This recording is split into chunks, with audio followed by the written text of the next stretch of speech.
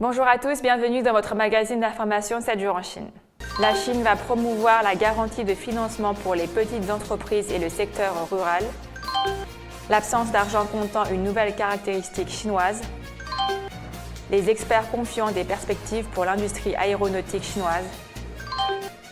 Les femmes chinoises sont atteintes du cancer du sein plus jeune qu'en Occident.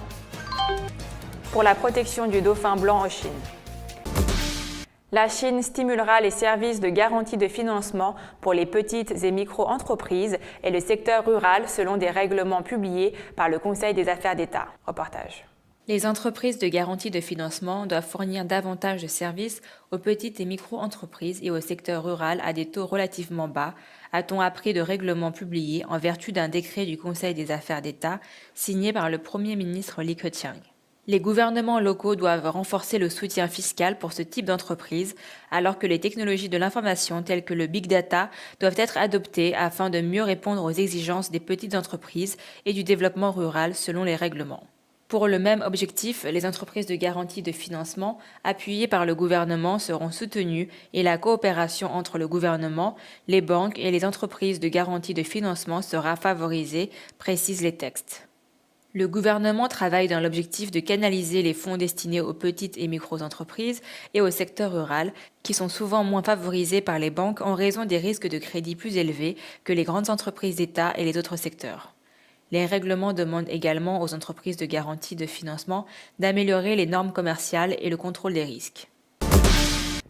Alipay ou WeChat, c'est la question qui se pose le plus souvent lorsqu'un achat est effectué en Chine. Les cartes et l'argent comptant, les méthodes d'achat les plus répandues jusque-là, sont devenues une option secondaire en moins de 5 ans. Au fur et à mesure que la tendance des paiements mobiles s'accélère, les jours des pièces de monnaie et des billets de banque sont comptés et ne seront plus qu'un souvenir pour plusieurs consommateurs. Reportage. L'absence d'argent comptant est une nouvelle caractéristique chinoise. Les nouveaux systèmes de paiement ont séduit les consommateurs et les entreprises en Chine avec leur commodité et leur souplesse, ce qui réduit la part de marché des paiements en espèces et avec carte. WeChat et Alipay ont apporté un côté très pratique dans ma vie. Je peux même sortir sans mon porte-monnaie. Cela m'a fait gagner du temps. Par rapport à garder sur soi de l'argent, c'est plus sûr et pas facile de se faire voler. S'il paie en espèces, je dois préparer beaucoup de monnaie tous les jours. Maintenant, il préfère payer avec WeChat et Alipay, ce qui peut réduire ma charge de travail. Les paiements en espèces ne sont pas toujours les bienvenus maintenant, en particulier avec Alipay et WeChat. Les deux principaux outils de paiement mobile par des tiers en Chine lancent les jours sans argent, dans le but de stimuler la popularité des paiements électroniques. Certains des magasins participant aux activités auraient même refusé d'accepter les paiements en espèces de leurs clients. Pour les personnes âgées, ils peuvent se sentir un peu insécurisés avec cette nouvelle technologie. En outre, cela permet aux consommateurs de choisir la manière de payer les produits. Aucune entreprise ou homme d'affaires n'a le droit de les forcer à payer via WeChat ou Alipay. Si certains magasins n'acceptent pas d'argent comptant, je peux en choisir un autre. Les deux géants de l'Internet ont commencé à étendre leurs services à l'étranger l'année dernière. Alipay peut être utilisé maintenant dans des centaines de milliers de magasins dans plus de 70 pays, tandis que WeChat est disponible dans 19 pays et régions, dont le Japon, la Thaïlande et la Corée du Sud, des destinations populaires parmi les touristes chinois. La Chine opère une transition vers une économie davantage basée sur la consommation. L'aviation jouera un rôle capital dans son développement économique. Le secteur de l'aviation permet d'injecter des milliards de dollars dans des marchés comme les États-Unis et l'Europe. Lors du 6e salon aérien de Fakou, des pilotes belges et néo-zélandais montrent ce dont ils sont capables. La plupart sont des pilotes de premier plan avec des années d'expérience comme pilote de ligne. Mais piloter un avion plus petit avec des moteurs à piston, selon le pilote Ivan Kripner, est 10 fois plus plaisant. Il y a une belle stigmatisation à propos des pilotes de ligne parce que vous avez un joli uniforme, un excellent salaire et vous êtes bien traité. Mais vous passez beaucoup de temps assis dans l'avion avec des systèmes de surveillance, alors que les petits avions privés et commerciaux, vous passez plus de temps à piloter l'avion et à faire des trajets plus courts. Cependant, obtenir un permis de pilote privé et devenir pilote en Chine n'est pas si simple. Il peut coûter plus de 200 000 RMB pour la formation, près du triple du montant que l'on paierait en Nouvelle-Zélande. Les obstacles ne se limitent pas à ça, car de nombreuses restrictions existent. L'espace aérien limité, les règles d'enregistrement rigides, ainsi que la pénurie d'infrastructures de soutien constituent tous des obstacles majeurs. Malgré ces défis, certains initiés de l'industrie restent optimistes. Les gens parlent toujours de restrictions, mais ils ne se rendent pas compte que les obstacles ont été lentement réduits.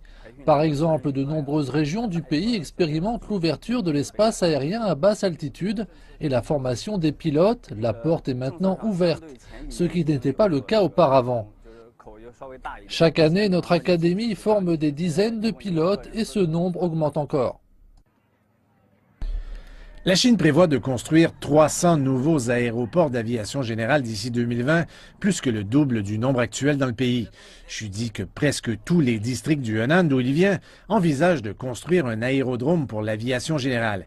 Et ici, à l'aéroport de Tsayu, où se déroule le salon aérien, peu de restrictions sont imposées sur les vols à basse altitude. Les pilotes stagiaires peuvent voler librement en dessous de 1000 mètres dans un rayon de 10 km. Il existe un grand potentiel pour l'aviation générale dans ce pays, que ce soit à des fins agricoles, militaires ou médicales. Le gouvernement a également une forte demande pour les services d'aviation générale. En tant que composante essentielle de la base de l'industrie aéronautique nationale, Fakou veut non seulement devenir le centre de l'aviation générale dans la province du Liaoning, mais aussi imposer l'aviation générale en tant que nouveau moteur de l'économie locale dans les 3 à 5 ans. L'aéroport prévoit d'étendre sa piste actuelle pour satisfaire aux exigences de la réglementation de formation pour les pilotes commerciaux, tout en demandant un plus grand espace aérien, tout en devenant le premier espace aérien du pays pour les drones. Le risque de développer un cancer du sein augmente avec l'âge, mais les femmes chinoises sont diagnostiquées à un âge plus jeune que les occidentales, selon l'Association de lutte contre les cancers de Chine. L'âge moyen des femmes chinoises diagnostiquées avec un cancer du sein se situe entre 45 et 55 ans, soit environ 10 ou même 20 ans de moins que celui des femmes dans les pays occidentaux, a fait remarquer Zhang Qin, vice-présidente du comité du cancer du sein de l'association. Madame Zhang, qui est aussi médecin, a indiqué que plus de 10% des patientes atteintes du cancer du sein étaient âgées de moins de 35 ans. Le cancer du sein est la tumeur maligne la plus courante chez la femme.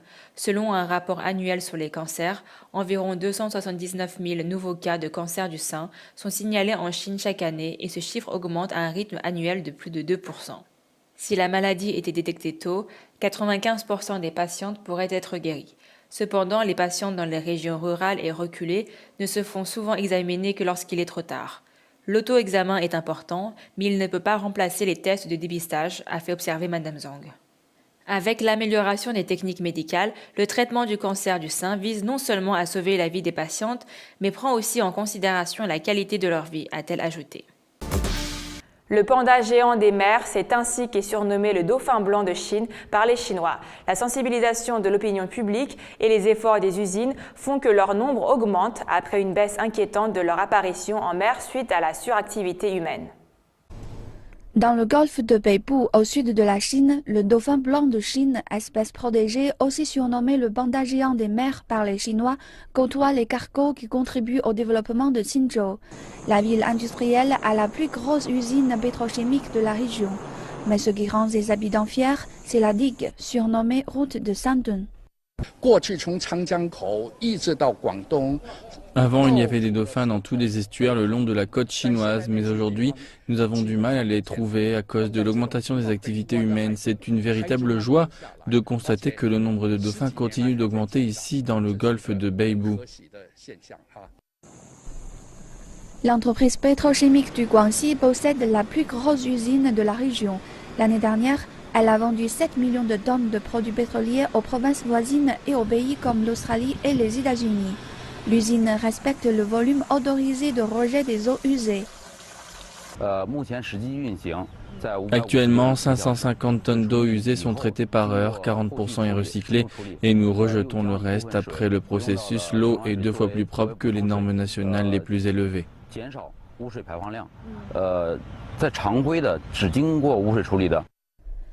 Grâce aux efforts des usines comme celle-ci et à la sensibilisation de l'opinion publique, le nombre de dauphins dans le golfe de Beibu a doublé ces 10 dernières années. Aujourd'hui, on en compte 200. C'est la fin de votre magazine d'information 7 jours en Chine.